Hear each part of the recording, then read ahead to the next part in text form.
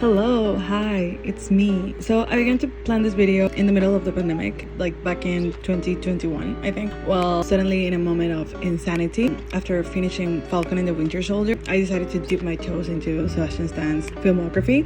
And as a letterboxd user and I'm frankly a list-making maniac, I just was like, hold on, what if I watch everything that he has on his letterboxd filmography? Which since then has become impossible because his new projects keep getting added. So even if I watch the fucking making of The Martian, which is very nice, like I'm not opposed to watching literally anything. I'm still not even 90% done with it. Like not even for this video's sake or anything. I just wanted to get that 100% and I tried. I really got them tried. Like, I watched docs about like Marvel related things, one being Assembling the Universe that came out right after like the success of the first phase and the beginning of the second. I mean Marvel phase, I don't know if you're familiar with that, but like a lot of Marvel here, bear with me guys.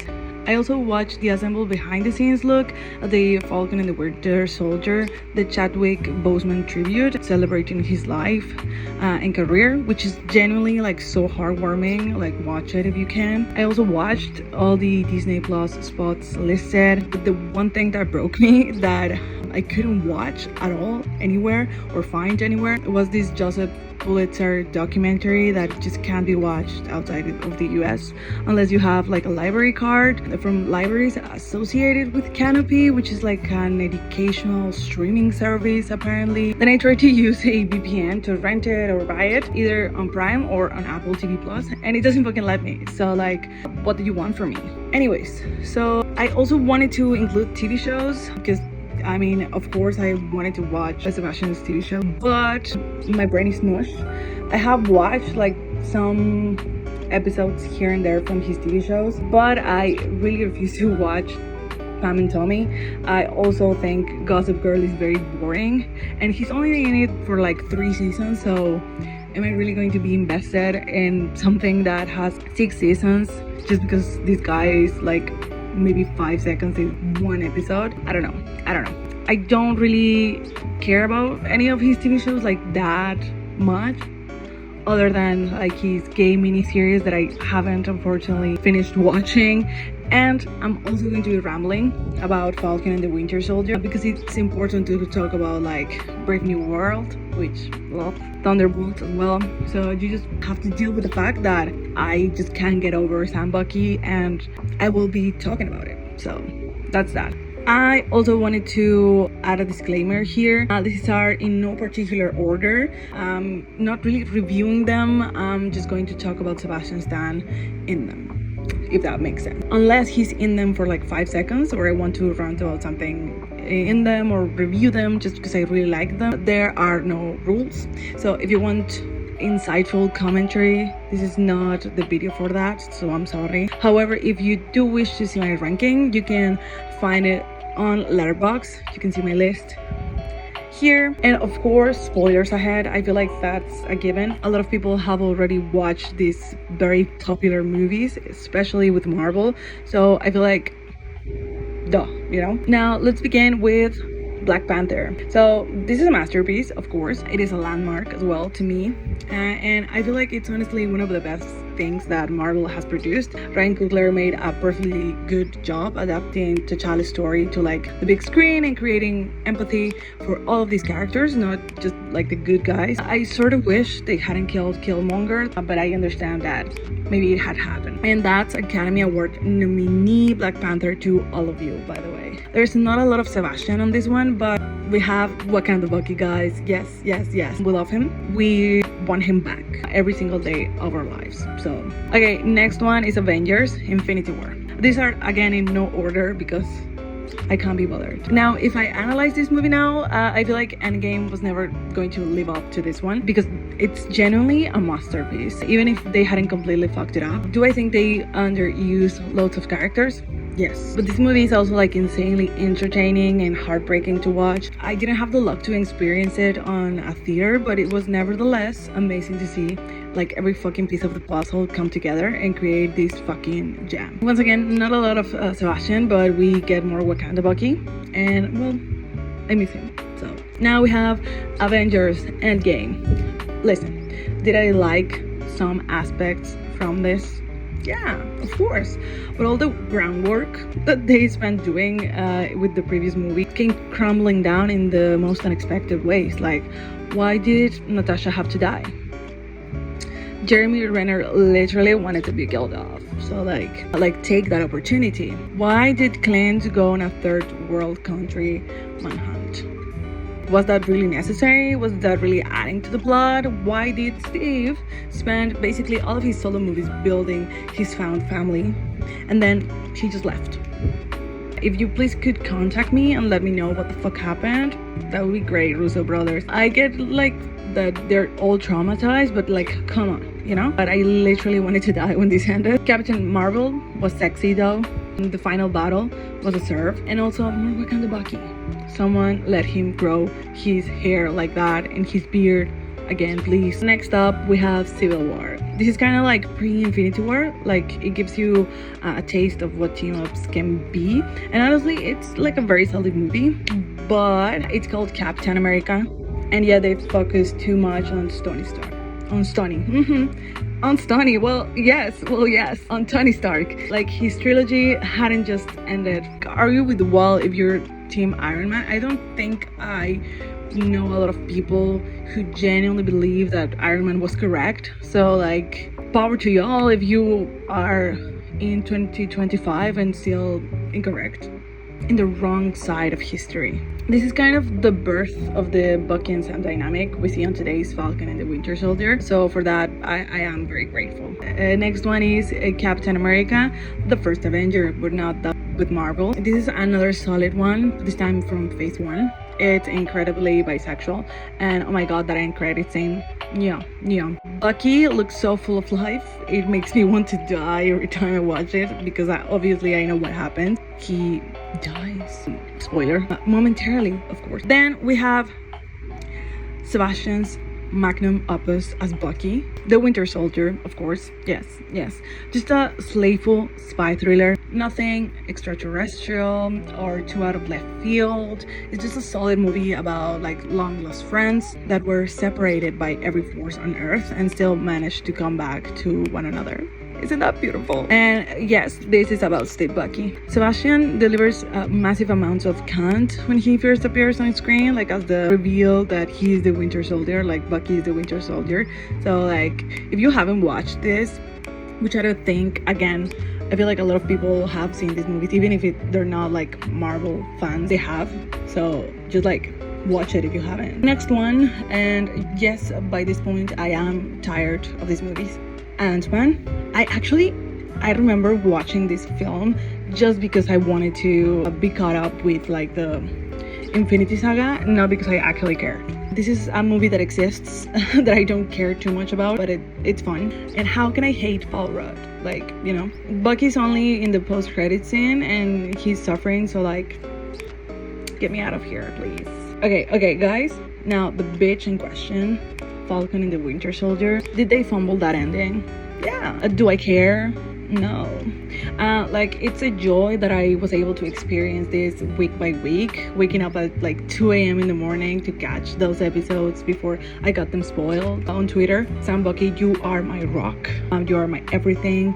And well, just give it up for Captain America, guys. Of course, Sam Wilson. Now, this film, awful, never watch it. I mean, you can do whatever you want, but if you want my advice, don't watch it. Brave New World is a film that exists, and well, I did not watch this film in theaters because of a certain character that isn't even relevant to the plot that made Sam's first entry as Captain shittier than it already was. I have watched the Sam Bucky scene more times than the actual film, so do with that what you will. They're so married, like, what do you mean you love him? Can we rewind that part back, please? Congressman Barnes canonically has gay allegations. Now, let's go with Thunderbolts. This is like the complete opposite of Brave New World in that everybody loved it, but see, my Marvel veil has already vanished, so I don't really get excited about anything unless it has to do with Sam. Bucky are lucky. That is to say, they fumbled this bad to me. Bucky isn't even a driving force in this, and then we find out that he broke up with Sam. Like, whatever. Okay, sure, what the hell, Marvel movies can hurt me. If you want to know more like about my thoughts on this, read my letterboxd review, which is going to be appearing here very quickly. Yeah, did you read it? Pause it if you want to. That's it. Those are my thoughts. I don't care about this. I care about Bucky. And I care about Yelena, kinda, sorta. And Bob. Bob is great. Bob I love. But the rest, why? They either don't matter as characters or I hate them with my whole being. So I wasn't vibing with this. That's just the reality. I'm sorry. Now, finally, we have arrived to our first non-Marvel film of this list. Everybody clap. Thank you. Black Swan is like an amazing piece of lesbian cinema. Natalie Portman, you have rocked my world. The one thing about me, I'll enjoy an obsessed artist trope. We don't have a lot of Sebastian on this, but I had been wanting to watch this since forever, and only thanks to this obsession with Sebastian, I was able to watch it. That's something that you will notice a lot in Sebastian's filmography. He's not in it for long, but he manages to work with amazing directors all the time. Next up, we have I, Tonya, with what I consider one of Sebastian's top performances. He obviously gets eclipsed by the women in the cast who have more screen time, and we also don't hate them. His mustache makes me laugh to this day. But he's really good in this, despite his ugliness. Now, a more recent film is Fresh, which is absolutely delicious as a performance from Seb, pun intended, and just one of his best looks in a film. Like, the gender envy was envying, but he was a cannibal, so that ended quickly. I remember going in completely blind to this because the film had just come out and I was just watching because I love Seb and Daisy, so the whole more so predictable twist was very satisfying to me.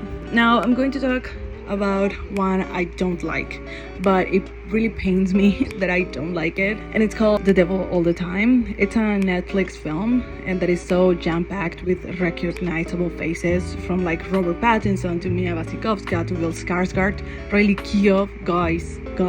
I've read some people enjoyed it, but I found it so incredibly redundant and like unable to explore anything interesting despite having all the elements to do it.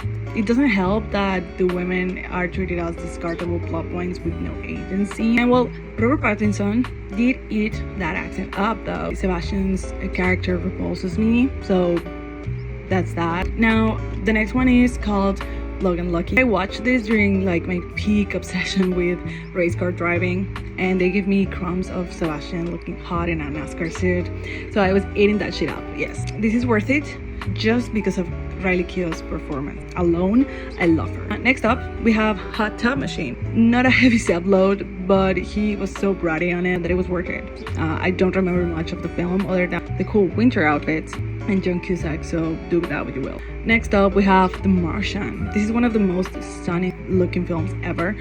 The cast is also stacked. All of them are used perfectly. Ridley Scott praise isn't something that I partake in often, but when he makes a banger, he makes a banger, I think. Seb is not like a main character, but it was cute to see him on like the ensemble in something that wasn't Marvel. Shout out to Mackenzie Davis, who also ate her 5 seconds of screen time up. I love her. Now we have The Apprentice. This is a very recent film, last year's. Yes, yes, it came out last year. This film is just crazy. I was hesitant on Sebastian's performance, not because I don't believe in him, but due to the overparodied element of like Trump's performance, but he absolutely devoured. We're so used to this almost cartoonish version of him that I think we often forget that he was once a real person, and like the slow descent into who he is now is like kind of painful to watch. Sebastian should have won the Oscar, but I don't want to talk about that. Please respect my privacy, no comment. I digress. It's fine. And I also have to shout out my boy Jeremy Strong, whose character made me so sad, and at the same time annoyed the shit out of me. It's just a great film. Watch it if you can. Now, on to A Different Man, another film that came out last year. So every time I try to describe A Different Man, I'm always certain that I did not do a good job because it's like about so much and I can't do it justice. So just watch it. Sebastian won the Golden Globe for it, rightfully so. He also should have been nominated for the Oscar, but again, I digress. And well, I also wish that they had recognized my man Adam Pearson more. He's like essential to the film and it just doesn't work if he's not in it. Next, we have Rachel Getting Married. When I first watched it, I thought I had just discovered this unknown indie masterpiece that only 3 people had seen, and maybe 3 people did watch it, because I never see anybody talk about this.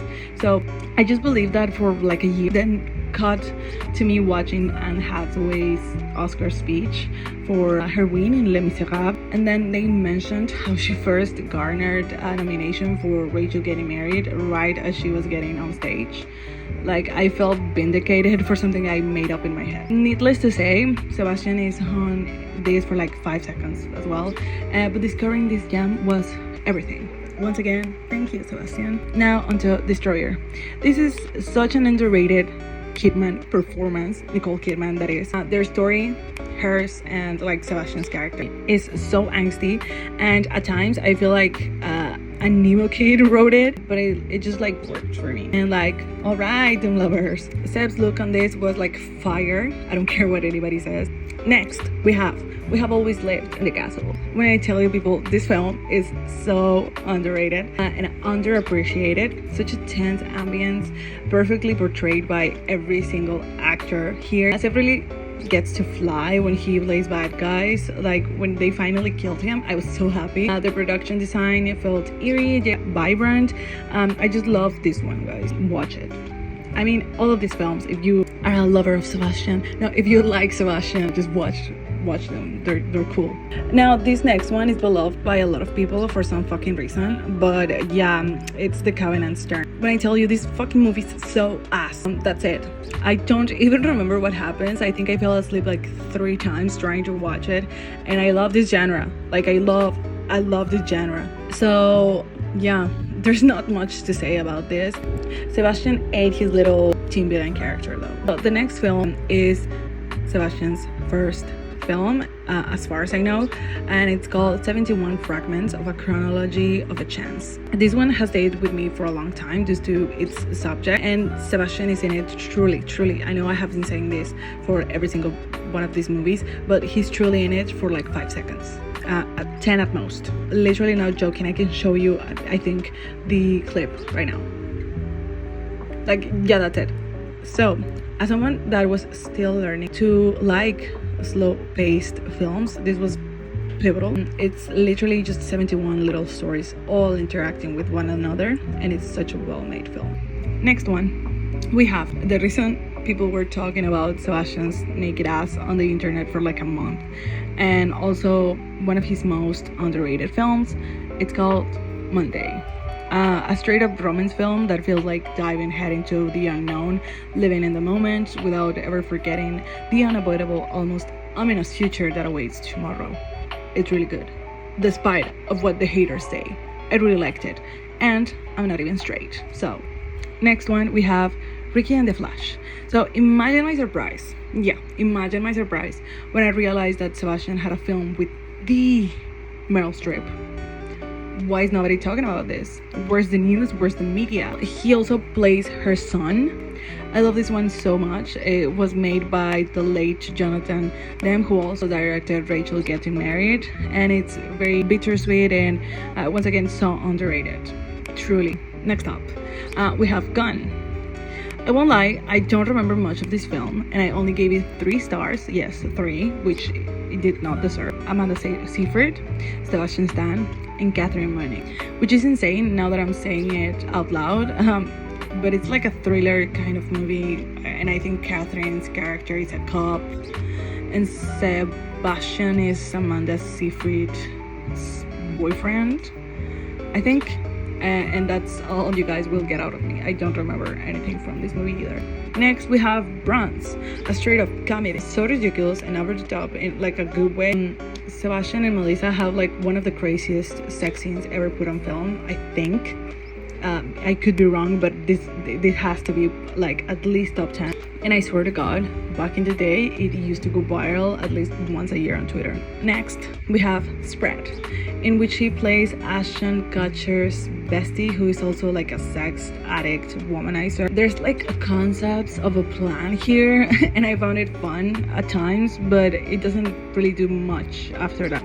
Next one, The Apparition. See, I've never ever heard Sebastian Stan speak ill of a film he has been in, other than this one. And for that, he's so right, because I truly cannot fathom who thought this was releasable. And while filming this movie, he actually got the call for Captain America, the First Avenger, so silver linings, I think. Next, we have I'm Not Here. It's like a very ambitious film that sees the life of a man through different ages of his life, and Sebastian is, yes, one of them. I really felt bad for him. Sebastian, please play a non-miserable character. Challenge. Impossible. Also, such a gorgeous blonde. Sebastian, please bring it back. Next, we have The Architect. This movie has the ugliest fucking poster of all time. I'm so serious, you can see it here.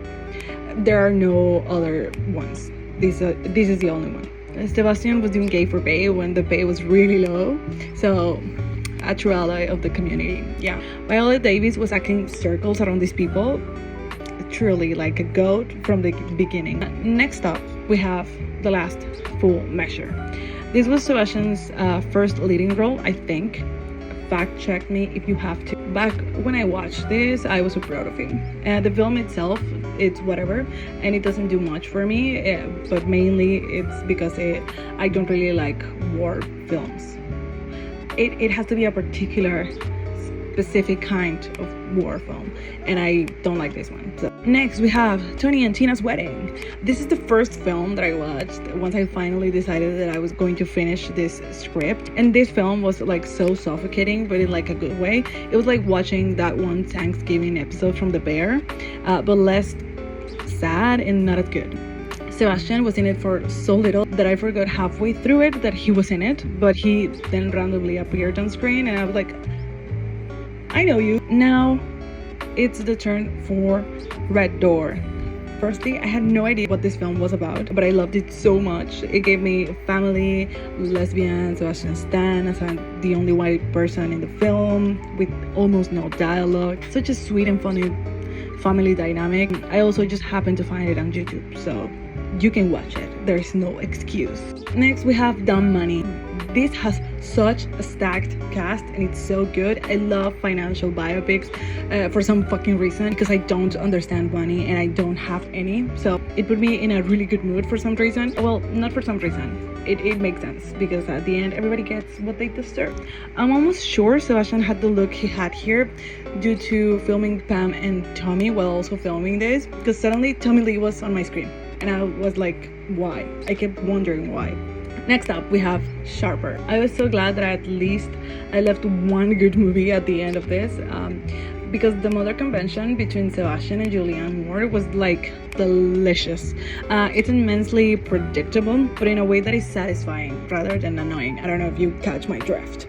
Now, I'm finally about to fucking finish this, and I've been trying to do this since forever. But next up, we have my second to last movie of his filmography, and it's called Ghosted, in which Sebastian only cameos along with Anthony Mackie.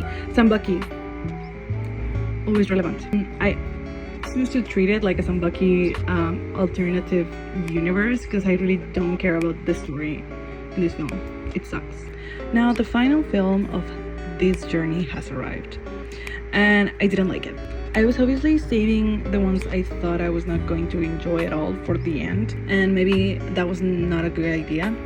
But well, the 355 is a typical American spy movie, but they're like hashtag feminism.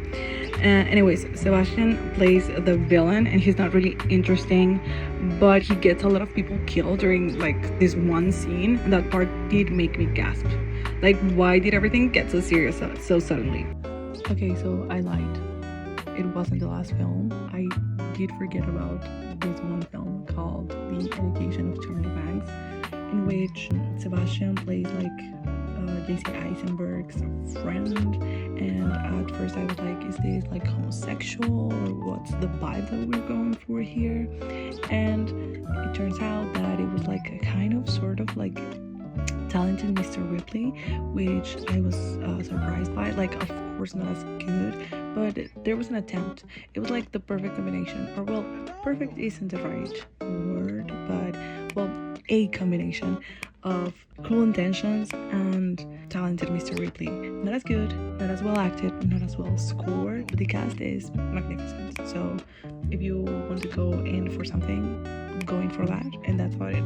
Thank you. And with that, we have arrived to the end, and I still don't have 100% on Letterboxd. Who in Sebastian's team do have to contact about the situation? If for some reason I missed a film on this, please let me know. I went based on his Letterboxd filmography, and I did watch a lot of short films that he appears in, but I'm not going to really talk about them here. So if you want to watch them, do so. Most of them are on YouTube. And yeah, please let me know if you have any other actors that you want me to try to attempt this. And I don't know, maybe I can watch Sebastian's TV shows or any other actors' filmographies. I already have a few in mind. I already like watching most films my faves have been in, so it probably wouldn't be that hard to complete theirs as well. So yeah, let me know if that is something that you would like, and like and subscribe. I think that's something people say here. So bye.